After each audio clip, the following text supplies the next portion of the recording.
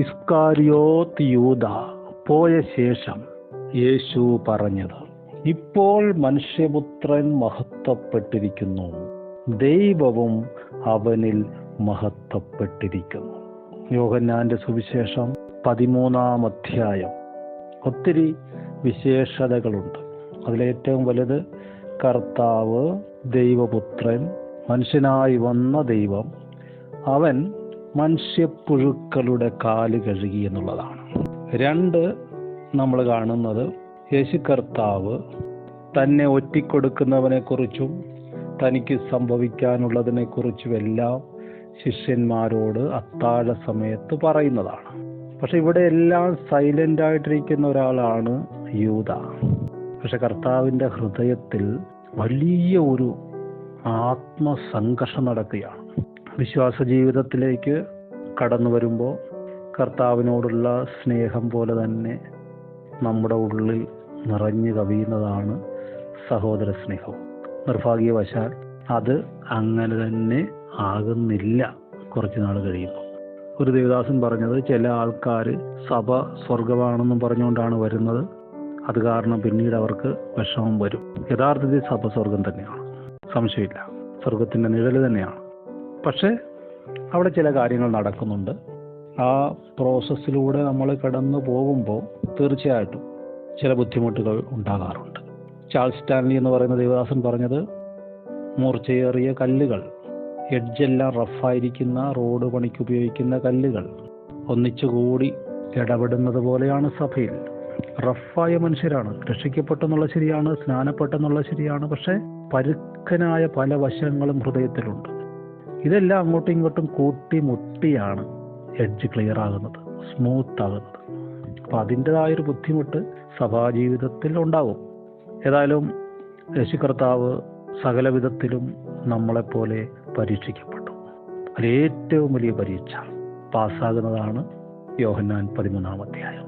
യൂദായുടെ വിഷയത്തിൽ തന്നെ തൻ്റെ കൂടെ ഭക്ഷണം കഴിക്കുന്നവൻ, ഒരേ പാത്രത്തിൽ നിന്ന് കഴിക്കുന്നവൻ, എന്നെ വഞ്ചിക്കുമെന്നറിഞ്ഞിട്ട് എന്നെ വിറ്റ് കാശ് മേടിച്ച് പോക്കറ്റിലിട്ടിരിക്കുന്നവൻ്റെ കാല് കഴുകി കൊടുക്കുന്നു. എന്നിട്ട് കർത്താവ് പറഞ്ഞു, നിങ്ങൾ എന്നെ ഗുരുവെന്നും കർത്താവെന്നും വിളിക്കുന്നു, ശരിയാണ്, ഞാൻ അങ്ങനെ ആയതുകൊണ്ട് ശരിയാണ്. ഗുരുവും കർത്താവുമായി ഞാൻ ഇങ്ങനെ ഒരു കാര്യം ചെയ്തെങ്കിൽ നിങ്ങളും ഇത് ചെയ്യണം. യോഹന്നാനെ സ്നേഹിക്കാൻ എളുപ്പമാണ്. പത്രോസും ബുദ്ധിമുട്ടില്ല, ഫിലിപ്പോസും തോമസും അന്ത്രയോസും ബർത്തലോമിയും എല്ലാവരും വലിയ കുഴപ്പക്കാരൊന്നുമല്ല. എന്നാൽ ഇങ്ങനെ ഒരാളെ ദൈവം വെച്ചിരിക്കുകയാണ് എല്ലാ സഭകളിലും നമ്മുടെ ഗുണീകരണത്തിനായി. യേശു കർത്താവ് തൻ്റെ പ്രാർത്ഥനയിൽ പിന്നീട് പറയുന്ന, നാശയോഗ്യനായ അവനൊരുത്തനെ ഒഴിച്ച് ബാക്കി എല്ലാവരെയും ഞാൻ പിതാവേ സൂക്ഷിച്ചു. അപ്പോൾ അവനെ വെച്ചിരിക്കുന്നത് അവന് വേണ്ടിയല്ല, യേശുവിന് വേണ്ടിയാണ്, മറ്റുള്ളവർക്ക് വേണ്ടിയാണ്. വായിച്ചു വിടാനും പറഞ്ഞു പോകാനും എളുപ്പമാണ്, അനുഭവത്തിലേക്ക് വരുമ്പോൾ ബുദ്ധിമുട്ടാണ്. വിശ്വാസം, വീര്യം, പരിജ്ഞാനം, ഇന്ദ്രിയജയം സ്ഥിരതയിൽ വന്നു കഴിയുമ്പോൾ ശാഖകളില്ലാത്തൊരു മരത്തിൽ നമ്മൾ കയറുന്നത് പോലെയാണ്. പ്രയാസപ്പെട്ടാണ് നമ്മൾ ആ സ്ഥിരത എന്ന ആ ബ്രാഞ്ചിലെത്തുന്നത്. ഒരിക്കൽ മകനെ മരം കയറ്റാൻ പഠിപ്പിക്കാൻ ശ്രമിച്ച അപ്പൻ താഴെ നിന്നിട്ട് മകനോട് പറഞ്ഞു, മോളിൽ ചെന്നപ്പോൾ മകനോട് പറഞ്ഞു, മോനെ ഇനി സൂക്ഷിച്ചോണം.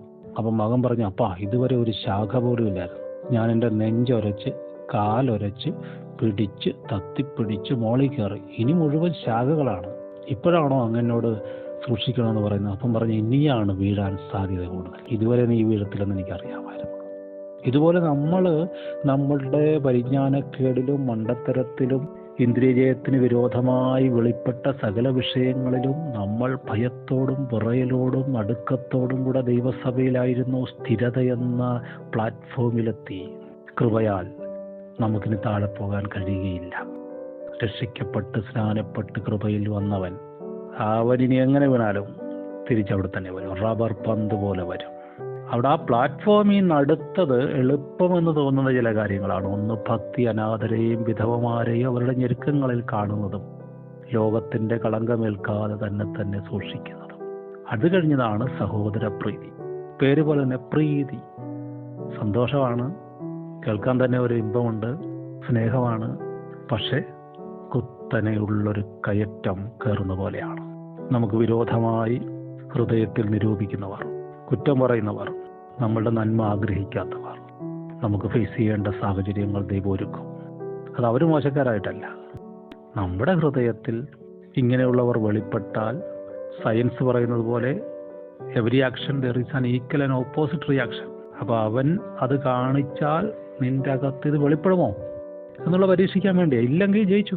അവൻ പല്ല് കടിക്കുമ്പോൾ നിന്റെ ഹൃദയത്തിലും പല്ലുകടി വരുന്നുണ്ടോ? അവൻ നിന്നെ അവഗണിച്ചപ്പോൾ എനിക്ക് അവസരം കിട്ടട്ടെ ഞാനും ചെയ്യാമെന്ന് ഹൃദയത്തിൽ വരുന്നുണ്ടോ? എന്നെ ഒതുക്കിയെങ്കിൽ അവൻ്റെ മക്കളെ ഞാനും ഒതുക്കും എന്ന് വരുന്നുണ്ടോ എന്ന് പരീക്ഷിക്കാൻ വേണ്ടി നിർത്തിയിരിക്കുന്നതാണ് കർത്താവ്, നമ്മുടെ നല്ല കർത്താവ്. പരിശുദ്ധാത്മാവ് അദ്ദേഹത്തെക്കുറിച്ച് എഴുതിയത് പെസഹ പെരുന്നാളിന് മുമ്പേ താൻ ഈ ലോകം വിട്ട് പിതാവിൻ്റെ അടുക്കൽ പോകുവാനുള്ള നാഴിക വന്ന് എന്നറിഞ്ഞിട്ട് ലോകത്തിൽ തനിക്കുള്ളവരെ സ്നേഹിച്ചതുപോലെ അവസാനത്തോളം അവരെ സ്നേഹിച്ചു. യോഹന്നാനും യൂദായിസ്കറിയോത്തവനും പത്രോസിനും കർത്താവ് ഒരു വ്യത്യാസവും വെച്ചില്ല. എല്ലാവരോടും കൂടെ ഇരുന്ന് ഭക്ഷണം കഴിച്ചതുപോലെ അവനോടുകൂടെ ഭക്ഷണം കഴിച്ചു. എല്ലാവരെയും പഠിപ്പിച്ചതുപോലെ അവനെയും പഠിപ്പിച്ചു. എല്ലാവരും ഈ 2 ഗ്രൂപ്പായിട്ട് വിട്ടപ്പോഴും ഇവനെയും കൂടെ വിട്ടു. കുറച്ചുകൂടി ഉത്തരവാദിത്തമുള്ള പണസഞ്ചിയും അവൻ്റെ കയ്യിൽ ഏൽപ്പിച്ചു. ഒരു കാര്യത്തിലും അവനെ കുത്തുവാക്ക് പറയുകയോ നൊമ്പരപ്പെടുത്തുകയോ ചെയ്തില്ല. അവൻ്റെ ബലഹീനത കണ്ടിട്ട് അവനെ ഒന്ന് ഒതുക്കാം എന്ന് തോന്നിയില്ല. അല്ലെങ്കിൽ ഇങ്ങനെ ഒരു കള്ളത്തരം കൈവച്ചുകൊണ്ട് നീ വലിയ ദൂതും വെളിപ്പാടും ഒക്കെ പറയുമ്പോൾ അത് വെച്ചിട്ട് അവനെ വെട്ടി താഴ്ത്തില്ല. ഒരപ്പൻ മകനെ സ്നേഹിക്കുന്ന പോലെ, മൂത്ത സഹോദരൻ എളിയ സഹോദരനെ താങ്ങുന്നത് പോലെ നമ്മുടെ കർത്താവ് യൂദായെ താങ്ങി സ്നേഹിച്ചു. ആ വലിയ കടമ്പ അവൻ കടന്നു. അപ്പോൾ ഭക്തിയും സഹോദരപ്രീതിയും, ഗോഡ്ലിനെസ് ആൻഡ് ബ്രദർലി അഫെക്ഷൻ, ഈ 2 വിഷയങ്ങളിൽ ഒറ്റടിക്ക് പാസ്സാകാൻ പറ്റിയില്ലെങ്കിലും വിഷമിക്കണ്ട. അത് നിരന്തരമായുള്ള പരീക്ഷ തന്നെയാണ് സഭാജീവിതത്തിൽ.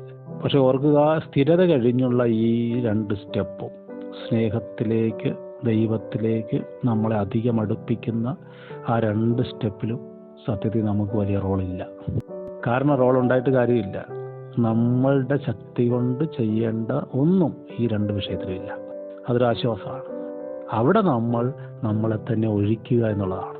അനാഥരെയും വിധവമാരെയും സഹായിക്കുന്നതിലും ലോകത്തിൻ്റെ കളങ്കമേൽക്കാതെ നമ്മെ തന്നെ സൂക്ഷിക്കുന്നതിലും നമുക്കൊന്നും ചെയ്യാനില്ല. സഹോദരപ്രീതിയുടെ വിഷയത്തിൽ നമുക്കൊന്നും ചെയ്യാനില്ല. മറിച്ച് അവിടെ പൂർണ്ണമായും കർത്താവിൽ ആശ്രയിക്കുക, കർത്താവിൽ വിശ്രമിക്കുക, പരിശുദ്ധാത്മാവിലേക്ക് തന്നെ 100% കീഴടങ്ങുക. അദ്ദേഹം അത് നിർവഹിക്കും. സ്നേഹമെന്ന ആ മലയുടെ മുകളിലേക്ക് നമ്മളെ പിടിച്ച് കയറ്റും. അവിടെ പാട്ടാണ്, ആരാധനയാണ്. സാത്താൻ പണ്ട് മലയുടെ മുകളിൽ കയറ്റിയിട്ട് സകലതും കാണിച്ചിട്ട് മുട്ടുകുത്താൻ പറഞ്ഞെങ്കിൽ ഇതിൻ്റെ മുകളിലേക്ക് കയറിയാൽ പിന്നെ സാത്താൻ നിങ്ങളുടെ മുമ്പിൽ മുട്ടുകുത്തുകയാണ്. ലോകം നിങ്ങളുടെ മുമ്പിൽ മുട്ടുകുത്തുകയാണ്. കാരണം ലോകത്തിന് പിന്നെ നിങ്ങളെ തൊടാൻ കഴിയുകയില്ല. ലോകമോഹങ്ങൾക്കും ലൗകികതയ്ക്കും നിങ്ങളെ ഭ്രമിപ്പിക്കാൻ കഴിയുകയില്ല. കാരണം നിങ്ങൾ സ്നേഹത്തിലേക്ക് കടന്നു കഴിഞ്ഞു. മരണത്തെക്കാൾ ശക്തിയുള്ള സ്നേഹത്തിലേക്ക് നിങ്ങൾ കടന്നു കഴിഞ്ഞു. ഹല്ലേലൂയ. അവിടെ ദൈവത്തിന് മഹത്വമാണ്.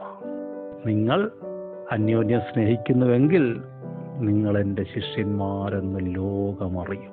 നിങ്ങൾ പോലും അറിയാതെ നിങ്ങളുടെ അയൽപ്പക്കങ്ങളെ നിങ്ങൾ ഇൻഫ്ലുവൻസ് ചെയ്തുകൊണ്ടിരിക്കുന്നു. നിങ്ങളുടെ ഭരണാധിപന്മാരെ നിങ്ങൾ സ്വാധീനിച്ചു കൊണ്ടിരിക്കുന്നു. ആകാശത്തിലെ നക്ഷത്രങ്ങൾക്ക് ഭൂമിമേലുള്ള സ്വാധീനത നിനക്കറിയാമോ എന്ന് ജോബിൻ്റെ പുസ്തകം ചോദിക്കുന്നു. അതെ, സഹോദരപ്രീതിയുടെ കടമ്പ കടന്നാൽ നിങ്ങൾ നക്ഷത്രമാണ്. ആകാശത്തിലെ നക്ഷത്രമാണ് നിങ്ങൾ അബ്രഹാമിൻ്റെ സന്തതിയാണ്. അബ്രഹാമേ, നീ ആകാശത്തേക്ക് നോക്കുക, നിന്റെ സന്തതി ഇവണ്ണമാകും. നിങ്ങൾ ആ സന്തതിയാണ്. നിങ്ങൾ നക്ഷത്രമാണ്. ആ നക്ഷത്രത്തിന് ഭൂമിയുടെ മേൽ സ്വാധീനതയുണ്ട്.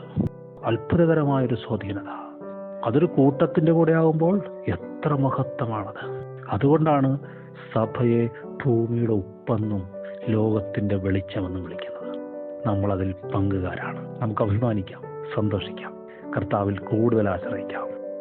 ഒരിടക്ക് സഹോദരപ്രീതിയിൽ വർദ്ധിച്ചു വന്നിട്ട് പിന്നീട് ഇടക്കാലത്ത് മുഷിവും അസ്വസ്ഥതയും ഞെരുക്കവും കഷ്ടവും അപമാനവും വന്നെങ്കിലും തിരിച്ചറിഞ്ഞുകൊള്ളുക, ആ വഴികളിൽ നിന്ന് കർത്താവ് നിങ്ങളെ പാഠം പഠിപ്പിച്ച് തനതായ യഥാർത്ഥമായ ഭക്തിയിലേക്കും സഹോദരപ്രീതിയിലേക്കും കൊണ്ടുവരും. ആരംഭത്തേക്കാൾ നല്ല അവസാനം അവൻ തരും.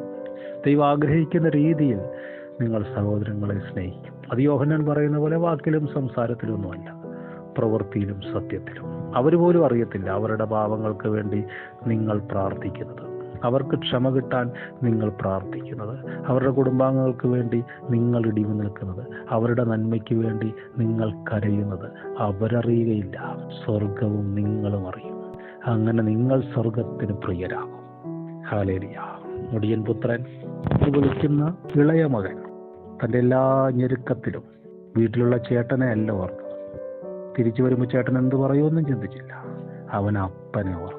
വീട്ടിലെ ദാസന്മാരെ അവൻ ഓർത്തിട്ടും ചേട്ടനെ ഓർത്തില്ലല്ലോ. കാരണം സഹോദരപ്രീതി എന്ന് പറയുന്നത് ഡയറക്റ്റ് ഒരിടപെടലല്ല. നിന്റെ സഹോദരനും നിനക്കും ഇടയിൽ അപ്പനുണ്ട്. അപ്പനിലൂടെ നിനക്ക് സഹോദരപ്രീതി പുലർത്താൻ കഴിയും. നിങ്ങളുടെ ഇടയിൽ അപ്പൻ നിൽക്കും. അപ്പനുള്ള കുടുംബമാണ് നമ്മൾ, അപ്പനുള്ള സഭയാണ് നമ്മൾ. അതുകൊണ്ട് നമ്മൾ തളരുകയില്ല, നമ്മൾ വർദ്ധിക്കും, നമ്മൾ ഭൂമിക്ക് അനുഗ്രഹമാകും. യേശുവിൻ്റെ നാമത്തിൽ ഞാൻ അനുഗ്രഹിച്ച് പ്രാർത്ഥിക്കും. കർത്താവ് കൃപ നൽകട്ടെ, മാനിക്കട്ടെ. ആമേൻ.